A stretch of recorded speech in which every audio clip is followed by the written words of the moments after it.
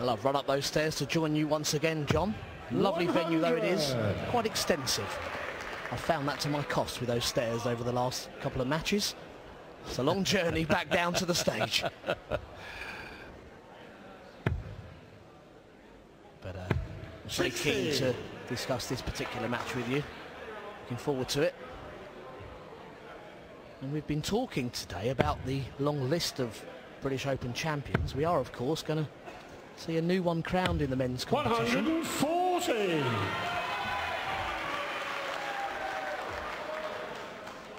4 players left in. It's remarkable the amount of different winners we've had of this competition. 140. Yes, I think it says a lot about the competition. It is so difficult to win. And I was saying earlier to Alan Norris that I remember in the 80s when Cliff Lazarenko won it, and the likes of John Lowe, Eric Bristow. 130. Jockey Wilson won in 82, the year he won the world title, beating Eric in the final.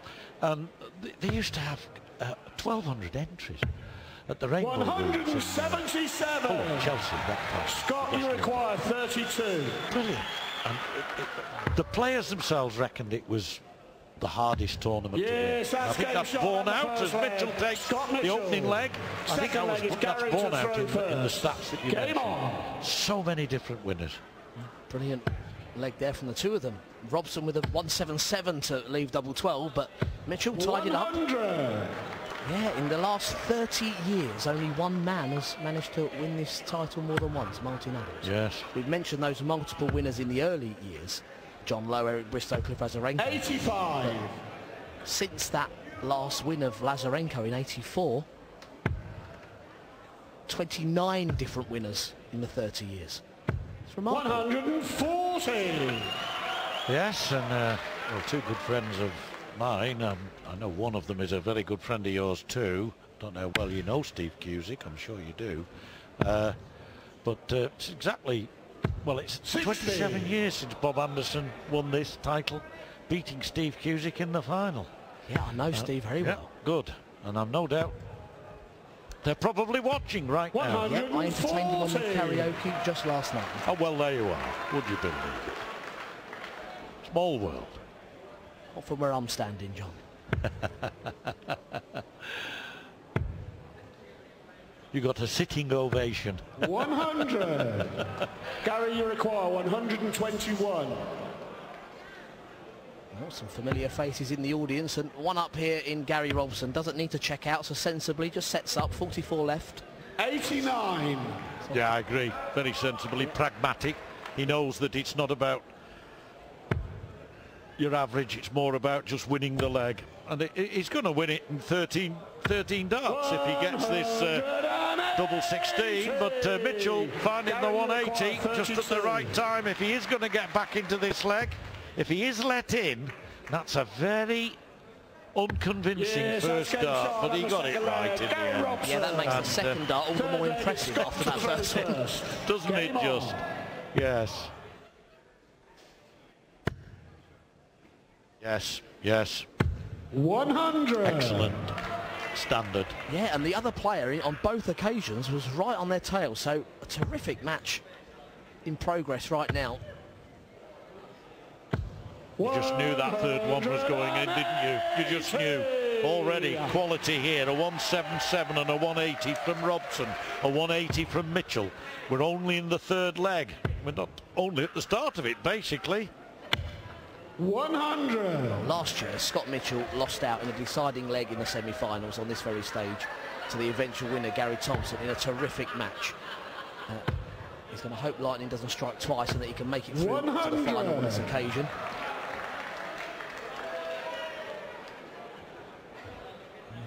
.44 from Dorset. Plays his darts, he tells me, at the Bransgo. Oh, he comes from Bransgo, on the edge of the New Forest. Plays his darts. He tells me, I have been there to Litchett. Litchett's in the Litchett Super League, West Moors Club. Of course, he plays his county darts for Dorset, unsurprisingly. 136. Mitchell. Robson from the northeast, Cramlington, just north of Newcastle upon Tyne, a few miles out of the city itself. And giving us a really good game here, giving us a really good semi-final. Yeah, Robson on an 11 dart finish. Well, 20 and bull, but no, he's taken a little bit of a gamble here. Mitchell is back on 141, but it is possible. He could have gone 20 and bull, but decided. Scott, you require 141. They know what's happened. Yeah. Mitchell knows that Robson is saying, I don't think you can get 141.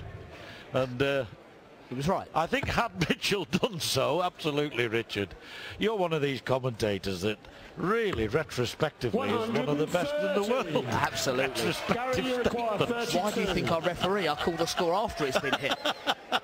But seriously, it was a good calculation by Robson. He's polished the leg off. He's now 2 legs to 1 up, and he's got a break and throw to boot. Another 14 dart leg. That's brilliant. Yeah, that's world-class darts in this men's semi-final. All joking aside, it is a gamble that you do see a lot of players do. The opponent on a 3-dart checkout where they need 2 big trebles.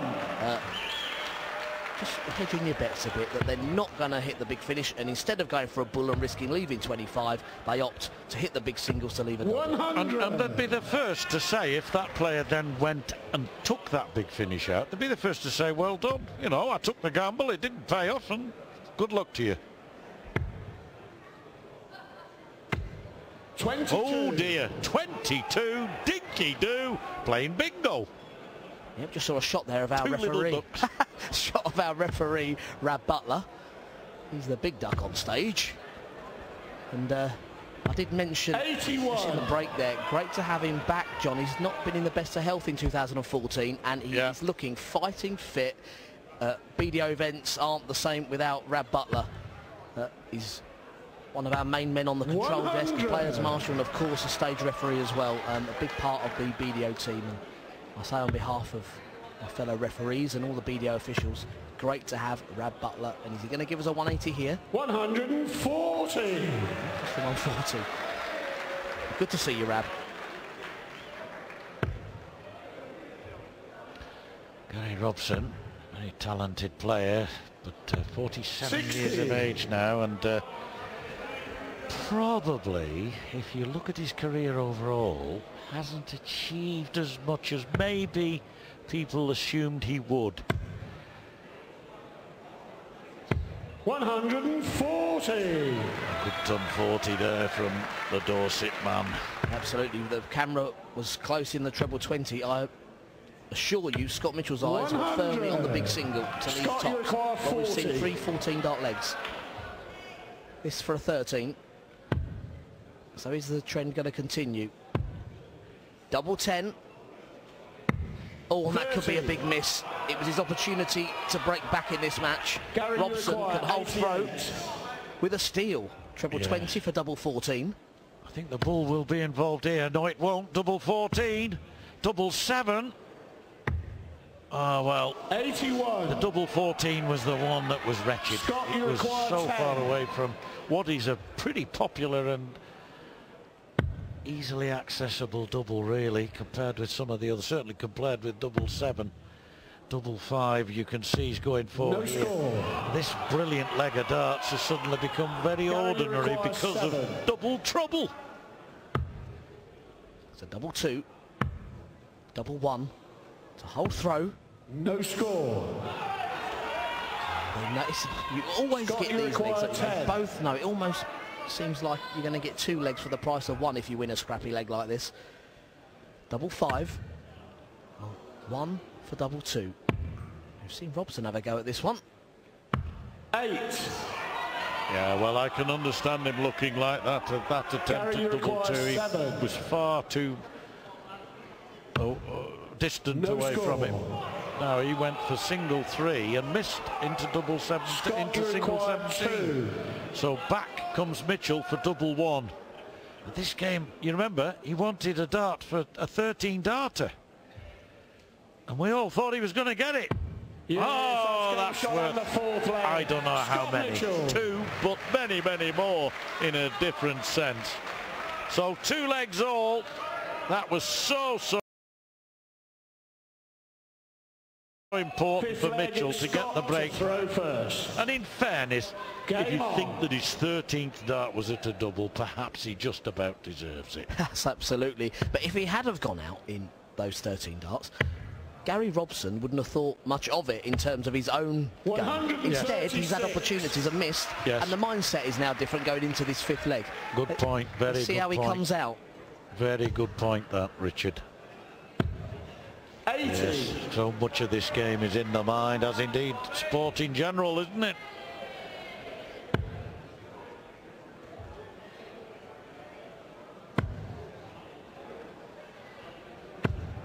$24.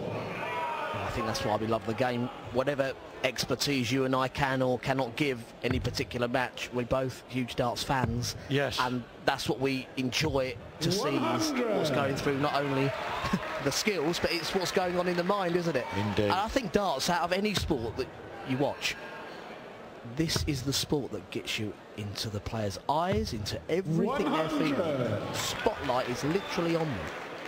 You can see every emotion, everything they're going through up there. Yes, when you're occupying half the screen every few seconds, you certainly know that you're being noticed. Now then, that's a great first dart from Mitchell. Can he follow it up? Yes, he can. Can he follow it up again? 140. I think he'd have settled for that before he went to the hockey. He's 85 ahead now, Mitchell. Robson needing to get this break of throw. Making inroads. Oh, great darts from a man from Northumberland. Yeah, to be fair to Robson, he's back in 14 dart mode, isn't he? But Mitchell, first opportunity. Treble 19 leaves double 12. Brilliant stuff from Scotty Dove. A 101 finish. Scott Mitchell. Back in business, a 15 dart leg. After that blip in the previous leg, no messing around with that 101 finish. And Robson was right on his tail. Yes, it was very like the early legs, wasn't it? We just had that one leg where they couldn't get the double. The scoring in this game has been phenomenal. The finishing has been pretty good, except for one leg. And that's why the averages at 95 and 93 are still impressive. Take that one leg out, and they're well in the hundreds. Giving us a real corker here. 85. Sometimes just a bit too quick for his own good, I always feel. I thought that was an example of it. Well, you mentioned a couple of legs ago regarding Gary Robson's career. He's certainly on that list of players for me. So capable. And despite the fact he has won a major title over in Holland back in 2005, the World Darts Trophy, on British soil, we've not seen him perform in the Lakeside World Championships or the Winmore World Masters, as we would expect. Never been past the quarterfinals in either of those particular competitions. So capable, Gary Robson. 60.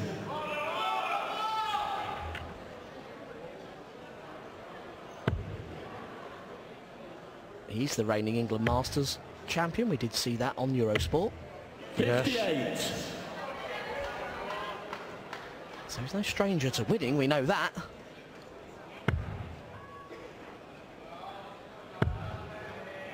Well, is Mitchell thinking here? He's gone straight for the treble 20. He's now on 175. A switch away, maybe to the 25, would have just left him a finish there. So 6 darts, and Robson needs them now on 120.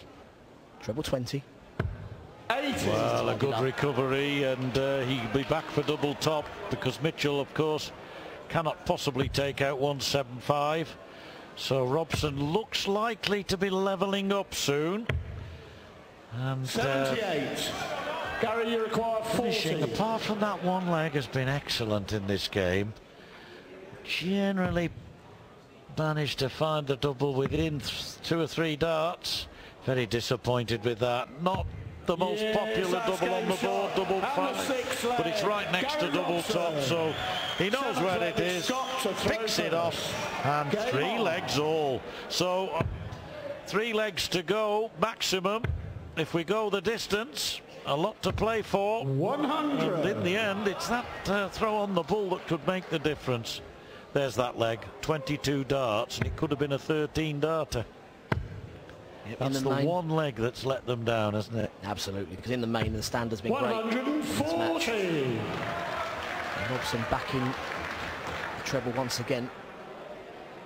Been scoring freely. Gary Robson looked very comfortable when switching 60. around the board as well. And Scott, always neat and tidy. Love that about his style. It's just the scoring power sometimes. I've discussed it with him before.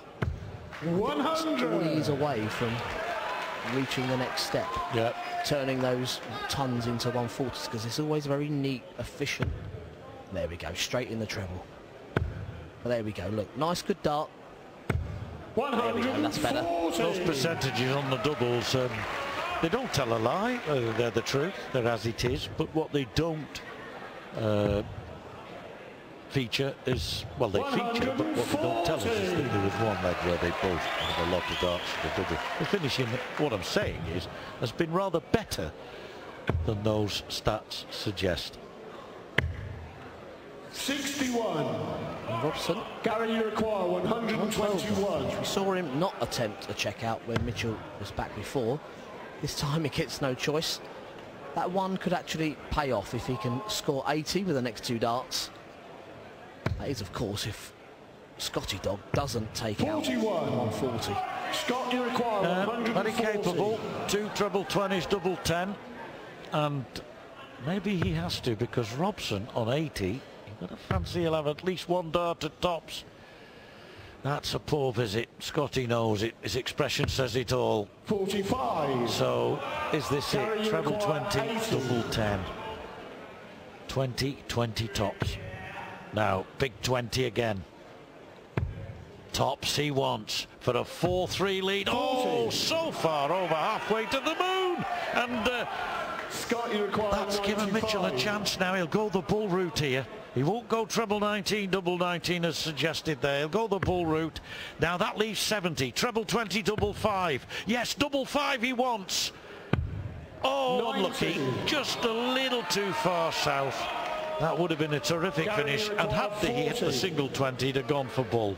That's why he chose that route. And we saw a brilliant 101 previously. That would have been just as good, but Gary Robson steps in once again for a breakaway throw at a key time.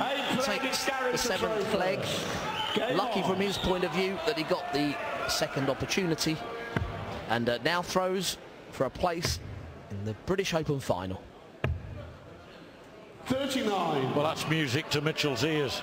That's absolute music to Mitchell's ears. Only 39 scored. He scored more when he went for double top a moment ago with one dart.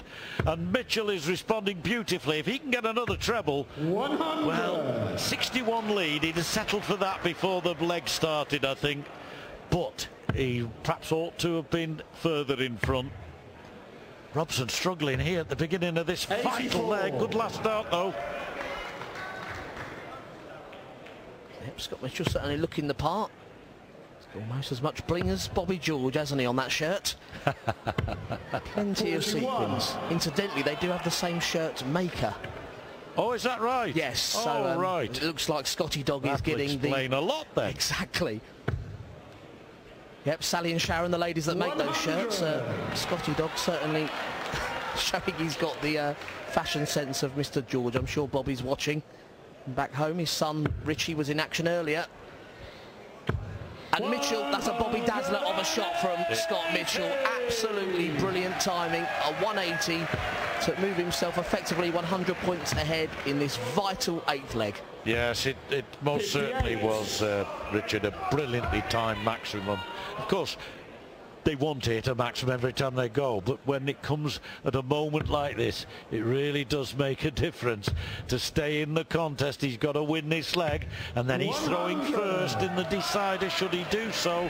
And now he needs 80 with Robson back on 220. How a big score for Robson matters now. Another one of those. Unlucky, so 120 plays 80. Mitchell would love to do a 14-darter here. He's got 20. Oh, a superb 14-darter. And what a great leg of darts. He hit the 180. He polished off the 80 in 2 and earned the right right to come from behind with throw now and make his way into the semis. Still work to do, Richard, but what an effort from Scotty Mitchell. Well, at risk of making one of those hindsight comments, this match had 4-4 written all over it, didn't it, John? Landscape gardener he is. Well, he's very capable, whether he's capability Mitch, I suppose they might say. Crowd are enjoying it, aren't they? 140. Here on the East Yorkshire coast. Sea bashing into the wall behind me, just outside the window. 95. Mitchell now having to reply to a Robson 140. Oh, this is a good leg from Robson. The Northumbrian kicks off with a 140, follows it up with a 125. Pressure on Mitchell again. We know he can respond to it. He just has, with a brilliant leg, a 14 darter. But now he 60. could do with another 180. He's going to have to get one or something similar to it. Well, you mentioned the waves crashing against the spar here in Bridlington, and this match has certainly gone in waves as far as 60. the scoring's been concerned. They've had a hot patch, cold patch, and that seems to be how it's gone. Mitchell so far hasn't found the big scores in this leg. It's been Robson doing the scoring until that last visit. He's desperate for a treble, 100. can't leave a finish, doesn't matter. He needed that treble 20 to secure himself at least a chance, if he returns, of setting up something decent to take this deciding leg. That's right, it's a case of get as many as you can now. 100. And whether you're on a finish or not matters not, because Robson is now on a finish. Mitchell, with a big score here, can pressurise it. It's still not certain which direction this game is going to go. He went for treble 15, got the treble 10. That's a consolation prize because he's on 55. But is he going to get a shot at it? 76, 75. He's got to go 25 pull. He wants the bull here. It'll be a remarkable 51. shot. The first shot was so careless because he should have had a shot at a double. 2016 tops would have done him. But now Mitchell, who's really fought back to get not only in this leg but the previous one, wants tops for a place in the final. South of that, and he's there. 35. Oh, too far down. So it's Robson's turn. Oh, Richard, this is absolutely gripping stuff now. And at shades of 12 months ago on this very stage, Scott Mitchell narrowly missing out in the deciding leg, but now it's Robson, the nerves are showing. He went for 9, hit a 12, now needs double 4. 18. Yeah, nerves definitely are showing, because that dart at double 4 was thrown with a very nervous arm. Now then, Mitchell wants 20 for a place in the British Open final. He'll meet either Robson in the semi-finals. Is beaten by Scott Mitchell.